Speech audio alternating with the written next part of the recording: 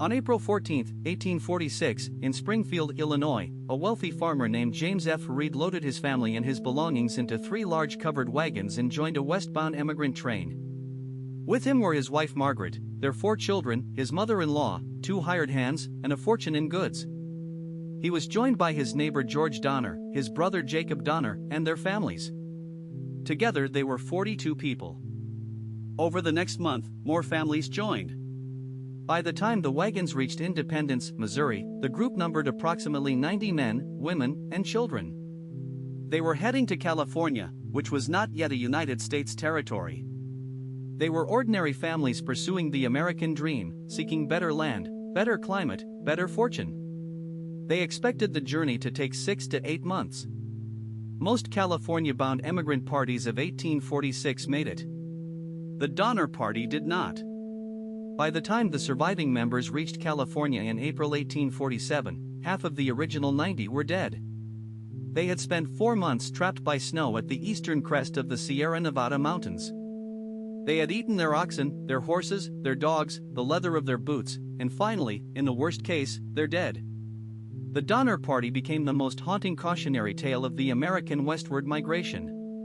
We have a remarkably detailed picture of what happened, drawn from 27 survivor accounts, period newspaper coverage, and modern archaeological excavation of the campsites between 2003 and 2006. The disaster was not random misfortune. It was a sequence of poor decisions, bad timing, and harsh geography. The first fatal decision happened in late July 1846 at Fort Bridger in present-day Wyoming. There the wagon train had a choice. The standard route to California, called the California Trail, went north through Idaho before turning south. It was longer but well established. A new alternative, the Hastings Cutoff, claimed to save 300 miles by going south of the Great Salt Lake. The promoter was Lansford Hastings, a young lawyer with virtually no experience in the western terrain he was promoting. He had never actually taken his own cutoff with wagons. He claimed it would save weeks. James Reed, persuasive and confident, pushed his fellow emigrants to take the new route. They did. The Hastings Cutoff was a disaster.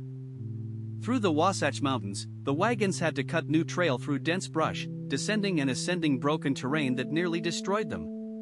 They lost 3 weeks crossing what should have been a 100-mile shortcut. Then came the Great Salt Lake Desert, an 80-mile waterless crossing they had been told would take 2 days. It took 6.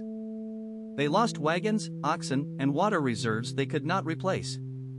By the time they reached the Humboldt River in Nevada, where the Hastings Cutoff rejoined the main trail, they had spent more time, not less, than the standard route. They were a month behind schedule, exhausted, and short on supplies. They reached the Sierra Nevada in late October 1846. Most years, the snows did not begin until December. 1846 was not most years. The first major snowstorm of the season hit on October 27.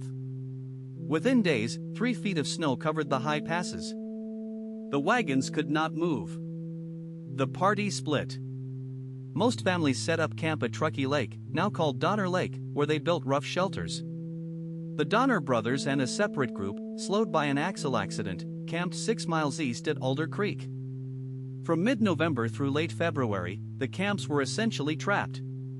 The first deaths came quickly from exhaustion, malnutrition, and exposure. The food supplies, which had been planned for a 6-month journey, ran out. They ate the cattle they had brought. They ate the horses. They ate the family dogs. They ate boiled hides scraped from cattle and horse remains. They ate boiled boot leather. They ate frozen mice. By December, several families had not eaten anything for days. On December 16, 15 of the strongest emigrants left the lake camp on handmade snowshoes, hoping to walk over the pass to California and bring back a rescue party. The journey was supposed to take 6 days. It took 33. 7 of the 15 made it to a settlement at Johnson's Ranch on January 17, 1847. They were skeletal, bleeding from severe frostbite, having survived through a series of grim choices including the consumption of the 4 members who had died on the trail. Their arrival triggered the rescue effort. 4 relief parties were organized in California. The first reached Truckee